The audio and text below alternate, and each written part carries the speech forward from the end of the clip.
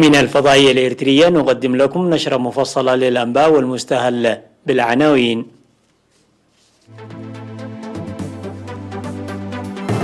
نجاح الزراعة الأسرية المصقرة في إقليم عنسبة.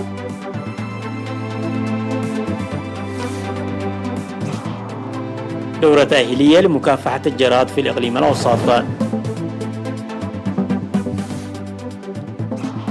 ارتفاع الولادة في المؤسسات الصحية بفورو.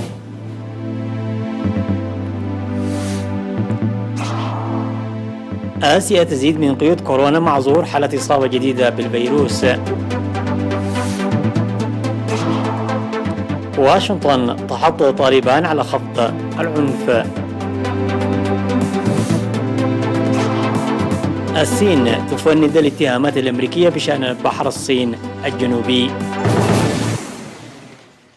أهلا بكم.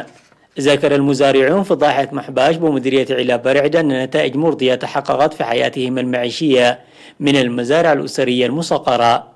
وأشار المزارعون إلى مواجهتهم مصاعب معيشية قبل الاستفادة من البرنامج، ويحققون إنتاجا يفوق إعاشة أسرهم نتيجة جهود ودعم خبراء الزراعة. وأفاد المزارعون تمكنهم من تقديم المنتجات إلى الأسواق، لكنهم يواجهون مصاعب تسويقية للألبان، منادين الجهات المختصة إيجاد حل لذلك. وقال مسؤول وحدة تنمية الألبان واللحوم في مكتب وزارة الزراعة بإقليم عنسبة سيد سقزاب مبايا أن الأسرة الواحدة تحصل ضمن المشروع الذي بدأ العام 2015 على بقرة و25 فراخا ومنحلتين وبذور الخضر والفاكهة بهدف الاعتماد على نفسها غذائيا، ويجري العمل لحل إشكالية التسويق. ويستفيد من المشروع في إقليم عنسبة حتى الآن أكثر من 200 مزارع.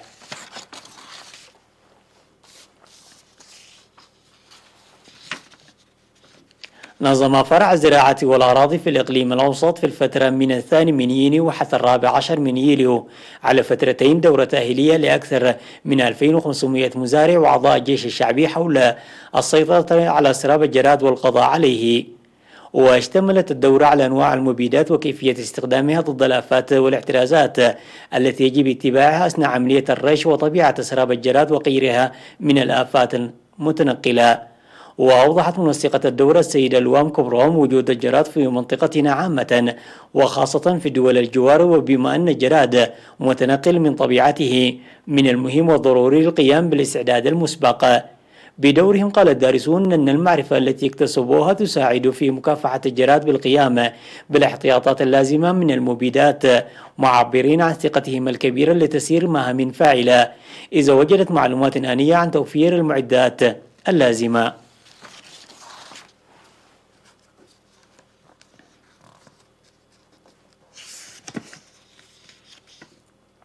أوضح مسؤول المؤسسات الصحية في مديرية فورو الممرض مرهوي حدقو أن تعداد الحوامل اللائي يلدن في المؤسسات الصحية ارتفع بنسبة 5%. وذكر أن الجهود المبذولة لضمان الصحة العامة وخاصة رعاية الأمومة والطفولة وسد النقص في الكادر الصحي والمعدات الطبية كما ونوعا. وأشار إلى ارتفاع مشجع لأعداد مراجعات الحوامل للمؤسسات الصحية، وسيتم تطوير غرف انتظار الحوامل لنتائج أفضل. وأوضح عن تطور ملحوظ للتطعيم من 2017 وحتى 2019، وأخذ التطعيم يتوسع بذهاب الكادر الصحي إلى القرى للتطعيم وضعا في الاعتبار بعض المناطق والتضاريس والمناخ. ويوجد في مديرية فورو مركزين صحيين و3 عيادات و197 وكلاء الصحة في 15 ضاحية.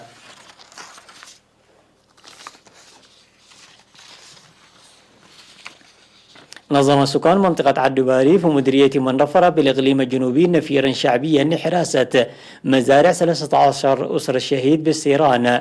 وقال المشاركون في النفير أن المساعدة التي قدموها لن تكتفي على حراسة فقط، بل ستتواصل حتى جمع الحصاد. وأشادت أسر الشهداء التي قدمت لها الدعم بالمساعدة الشعبية والحكومية المقدمة لها.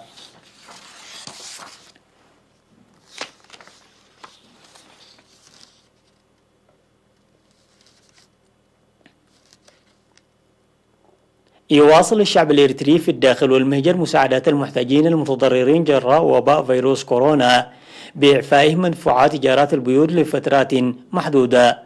التفاصيل في التقرير التالي. أفادت المعلومات الواردة من السفارات الإريترية والإدارات بأن المواطنين المقيمين في الداخل والمهجر أتاحوا للإقامة المجانية لمستأجري منازلهم بسبب الأوضاع الخاصة جراء فيروس كورونا بالبلاد. على ضوء ذلك سمحت ورثة أسرة المتوفي القس جرزجير بيين في إدارة عداقة حمص بالإقليم الأوسط إقامة مجانية ل27 مستأجرا لشهر واحد. وأسرة المتوفي تولدت صفاي في تصرات لستة أسر و4 متاجر، وفي غزابندا لأسرة واحدة لشهرين. والسيد إيوب مسفن المقيم في ألمانيا مع زوجته السيدة مرهويت هبتي لأسرتين لشهرين.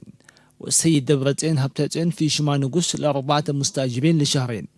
ومواطن فضل عدم ذكر اسمي في ماء أفراس ل3 مستأجرين لشهرين. وكذلك مواطنين في باغاليانو فضلوا عدم ذكر أسمائهم ل7 أسر ومتجرين لشهرين.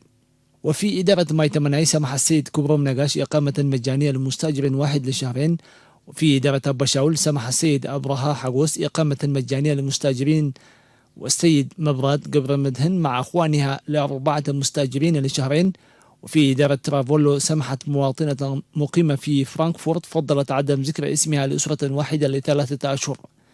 في غزابندا سمح السيد هي أبرا المقيم في ألمانيا إقامة مجانية لأسرتين لشهرين. وفي إدارة سرجاقة سمحت المناضلة قدسان رأيا باسم زوجها الشهيد هزكيل استيفانوس ل4 مستأجرين لمدة 6 أشهر. في غضون ذلك وفي إدارة قجرت سمح السيد سرغ كفلوم المقيم في ألمانيا إقامة مجانية ل4 مستأجرين لشهر واحد ولمتجرين لشهرين. والسيد غورالدو كريسيرا في بيت مخا ل3 مستأجرين لشهرين. والسيد زنابو عند برهان المقيم في السويد وأخوانه ل8 مستأجرين لشهرين. والسيدة سماينش قبرة نسائي مع زوجها السيد تخل هيمانوت تصفى مريم لمستأجر متجر واحد لمدة 3 أشهر. والسيد برهان تصفى ميكائيل المقيم في أمريكا لمستأجر واحد لشهرين. والسيدة روما قبر مريم ل4 مستأجرين لشهر واحد. والسيدة فرقي أبراهام ل8 مستأجرين لشهر واحد. والسيدة الاتخذان تصفاي لمستأجر واحد لشهرين. والسيدة فرقي كفلي المقيم في أمريكا مع زوجته السيدة أبرهت شتاغ الهيمانوت لمستأجرين في قحوطة لسنتين من تاريخ بدء جائحة كوفيد 19 حتى عام 2022. كما سمحت السيدة أمتى يماني في منطقة سلعد عربي إدارة قال نفع إقامة مجانية ل5 مستأجرين لشهر واحد. والسيد إسحاق النقوش لمستأجر واحد ل3 أشهر. والسيد قبرة سازة ميكائيل في منطقة كوت مولع لمستأجرين لشهرين. والسيد أبرها ولد سلاسي لمستأجر واحد ل5 أشهر. والسيد سمون نقوسي لمستأجرين ل3 أشهر. والسيد شمشو أحمد لمستأجرين لشهرين. وأسرة السيد عقبة هبت ميكائيل في منطقة أبردة ل6 أشهر.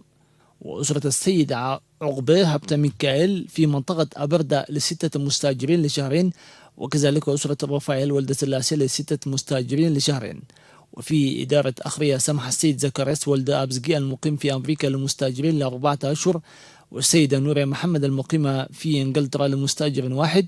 والسيد لقسة قبر مدهن لمستأجرين. وأسرة المتوفي تخست قبرة نسائي لمستأجرين. والسيدة فاطمة عثمان لمستأجرين. والأسيمة السيد هبتا ميكائيل للمستأجرين. والسيد تيدروس أسقدوم ل6 مستأجرين. والسيدة محرت بهتاء المقيمة في لبنان لمستأجر واحد لشهرين. والسيدة آيدا اسم اللاش المقيمة في إيطاليا ل6 مستأجرين ل3 أشهر. والسيد إسحاق حقوس ل8 مستأجرين. والسيد تسفاز قطع هي ل3 مستأجرين. والسيد تخستي زمرة لمستأجر واحد. والسيدة نقستي ولد قرقيش ل10 مستأجرين لشهر واحد.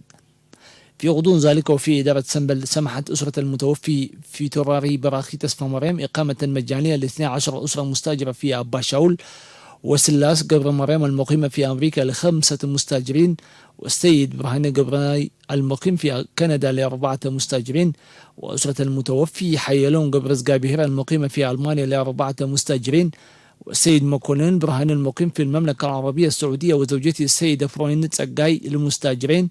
ونقست أسقدوم المقيمة في ألمانيا للمستأجرين. والسيد ورد دانيو المقيم في سويسرا للمستأجرين لشهرين. والسيد إبراهيم ياسين المقيم في المملكة العربية السعودية ل3 مستأجرين ل4 أشهر. وأسرة المتوفي حيل أب تمنو ل3 مستأجرين ل3 أشهر. والسيد هبت قرقش حيلي مع زوجته السيدة القانش تغلى المقيمان في أمريكا ل5 مستأجرين ل3 أشهر.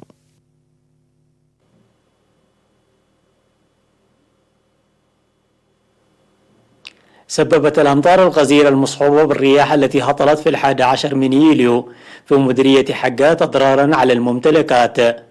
ووفق المعلومات الواردة اقتلعت الأمطار التي هطلت في منطقة إدمار أسقف المدرسة الكائنة في المنطقة. في غضون ذلك أفاد مراسل إيرانا بأن الأمطار الغزيرة المصحوبة بالرياح التي هطلت في الأسبوع الماضي بمنطقة الشباقة تسببت في أحداث أضرار مماثلة في مدرسة كرمد الابتدائية والمتوسطة ودمر سور المدرسة بالكامل. كما تسببت الكارثة الطبيعية على إحداث أضرار جزئية في عيادة منطقة كرمد حسب المعلومات الواردة. الأنباء العالمية بعد فاصل قصير.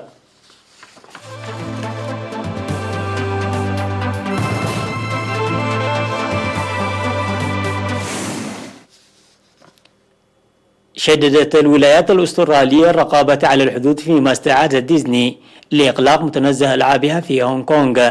وكثفت اليابان من عملية التتبع لمواجهة قفزات في حالات الإصابة بفيروس كورونا بأنحاء قارة آسيا، مما أجج مخاوف من موجة تفشي ثانية.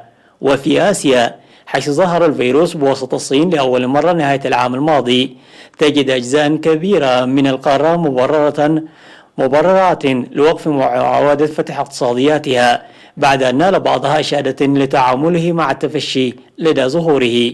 وفي الصين التي احتوت تفشيا متشعبا في بكين خلال الأسابيع الأخيرة، خففت السلطات القيود الحدودية بين ماكاو وإقليم غواندوانغ المجاور.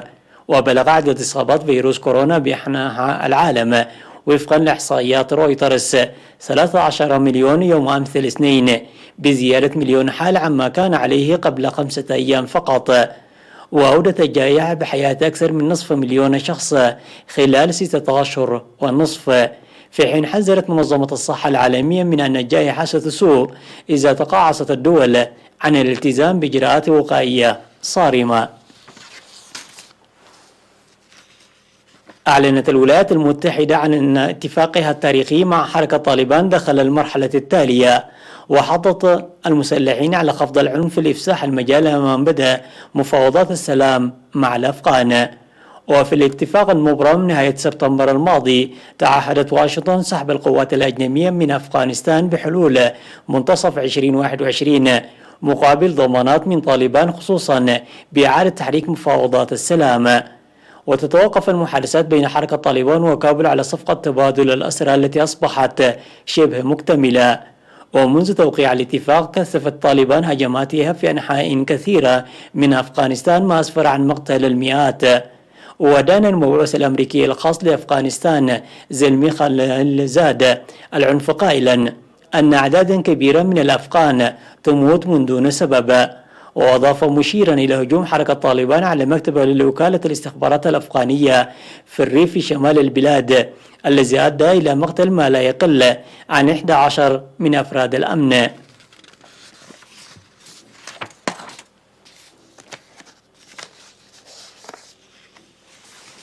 قالت الصين أنها تعارض بشدة بيان وزارة الخارجية الأمريكية الذي يرفض مطالبات الصين المتنازع بشأنها في بحر الصين الجنوبي.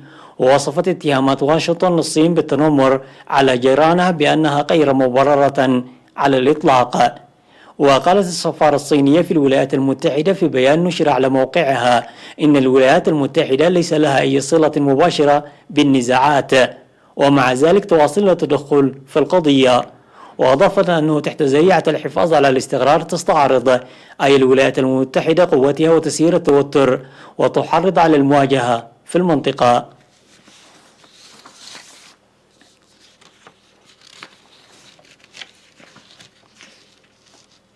ضربت أمطار غزيرة والرياح عاصفة مدينة كيب تاون في جنوب أفريقيا، ما دفع لإصدار تحذيرات شديدة من أحوال الطقس.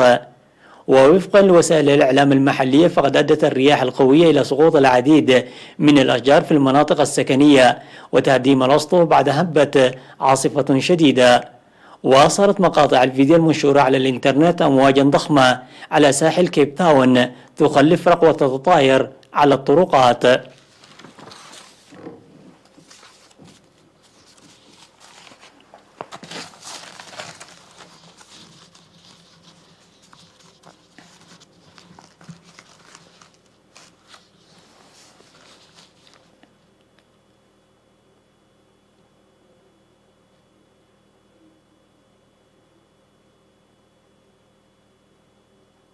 انتهت النشرة ونشكر لكم حسن المتابعة والمشاهدة.